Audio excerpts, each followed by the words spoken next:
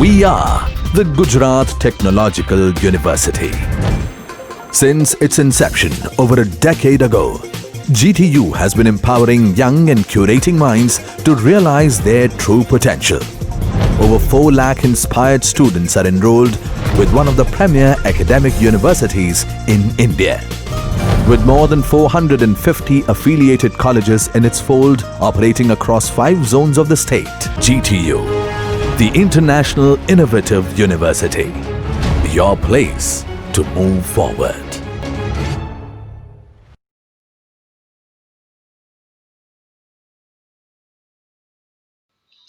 Hello student, ये DBMS subject के video tutorial की हमारी जो जर्नी है उसमें आपका फिर से स्वागत है। प्रीवियस लेक्चर में हमने देखा कि फंक्शनल डिपेंडेंसी क्या है। आज के लेक्चर में हम फुल फंक्शनल डिपेंडेंसी की बात करेंगे कि फुल फंक्शनल डिपेंडेंसी क्या है। तो पहले हम थियरी से स्टार्ट करेंगे और उसके बाद एग्जाम्पल लेकर क्लियरली समझेंगे कि what is full functional dependency. तो स्टार्ट करते हैं। A functional dependency x to y in relation scheme R is full functional dependency if y is not functionally dependent on any subset of x। इसका मतलब क्या है? तो हम एक रिलेशन लेकर के यहाँ पर समझते हैं कि सपोज हमारे पास है कोई रिलेशन R और इसमें A1, A2, A3, A4, A5 and A6 attribute है और इस रिलेशन के जो एट्रीब्यूट है उसके हम 2 सेट लेते हैं X and Y। Suppose X के अंदर है attribute A1 and A2 and Y के अंदर है attribute A3, A4, A5 and A6। अब डेफिनेशन क्या कहती है कि the functional dependency x to y is full functional dependency if y does not dependent on any subset of x। That means what? तो पहले देखते हैं कि x के सबसेट कौन से होंगे। तो यहाँ पर x के 2 सबसेट हो गए, एक है A1, दूसरा है A2 और अकॉर्डिंग टू आवर डेफिनेशन जो y है वो A1 पे भी डिपेंडेंट नहीं होगा और A2 पे भी डिपेंडेंट नहीं होगा। जो y है वो पूरे x पे डिपेंडेंट होगा। दैट मीन्स कि y जो है वो A1 एंड A2 दोनों पे डिपेंडेंट है। इसका मतलब है कि अगर हमारे पास A1 की वैल्यू है, A2 की वैल्यू है, तभी हमें y कंपोनेंट की वैल्यू मिलेगी। अगर हमारे पास A1 की वैल्यू है लेकिन A2 की नहीं है या फिर A2 की वैल्यू है और A1 की नहीं है तो फिर हमें y के जो कंपोनेंट है उसकी वैल्यू नहीं मिलेगी। That means y is fully depended on x। तो अब आपको समझ में आ गया होगा कि functional dependency x to y in relation scheme R is full functional dependency if y is not functionally depended on any subset of x। वो x के सबसेट पे डिपेंडेड नहीं है, वो पूरे x पे डिपेंडेड है। x के अंदर जितने भी एट्रीब्यूट है वो सब पे डिपेंडेड है। उसका मतलब क्या होता है? In other words, dependency doesn't hold after removal of any attribute a from x। तो यहाँ पर x के अंदर हमारे जो एट्रीब्यूट थे A1, A2, इसमें से किसी भी a एट्रीब्यूट को हम निकाल देंगे, रिमूव कर देंगे। फॉर एग्जाम्पल हम A1 को रिमूव करेंगे तो सिर्फ A2 रहेगा, तो भी y A2 पे डिपेंडेंट नहीं रहेगा। अगर हम A2 को निकाल देते हैं और A1 को रखते हैं तो भी y जो है वो A1 पे डिपेंडेंट नहीं रहेगा क्योंकि y जो है वो A1 एंड A2 दोनों पे डिपेंडेंट है। तो अगर हम जो हमारा डिटर्मिनेंट है x, इसमें से किसी एक एट्रीब्यूट a को भी निकाल देंगे तो डिपेंडेंसी नहीं रहेगी। A full functional dependency indicates minimum set of attributes in the determinant of fd।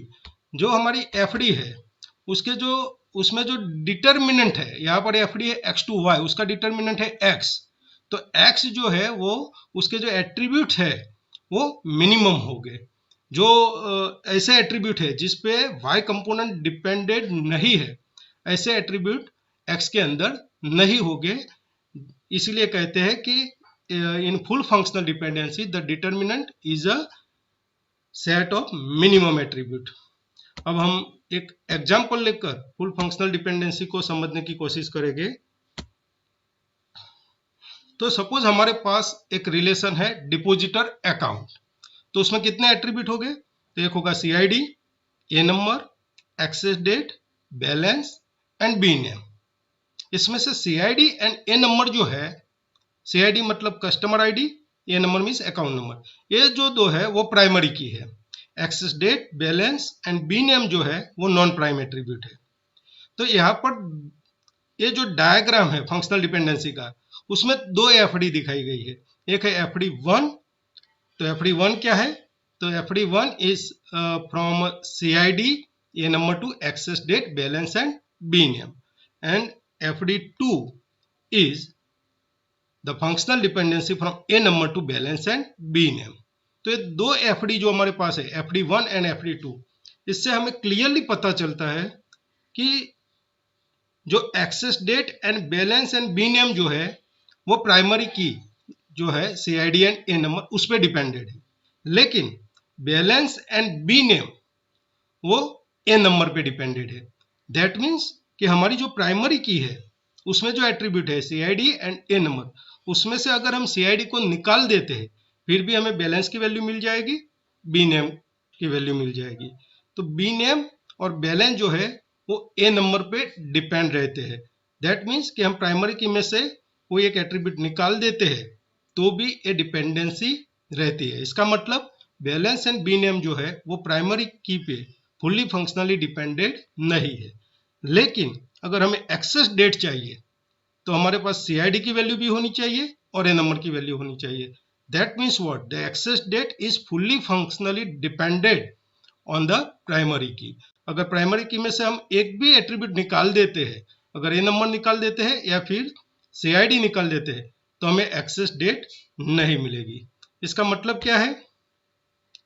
तो जो बैलेंस एंड बी नेम जो है वो प्राइमरी की पे पार्शियली डिपेंडेड है।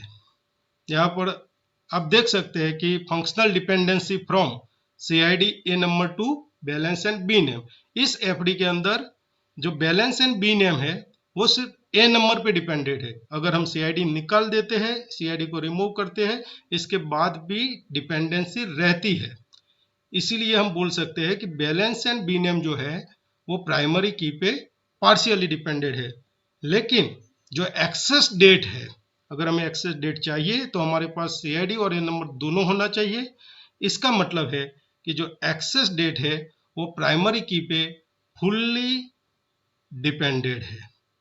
तो स्टूडेंट, इस एग्जाम्पल से और इस थियरी से आशा करते हैं कि आपको समझ आ गया होगा कि फुल फंक्शनल डिपेंडेंसी क्या है और पार्शियल फंक्शनल डिपेंडेंसी क्या है।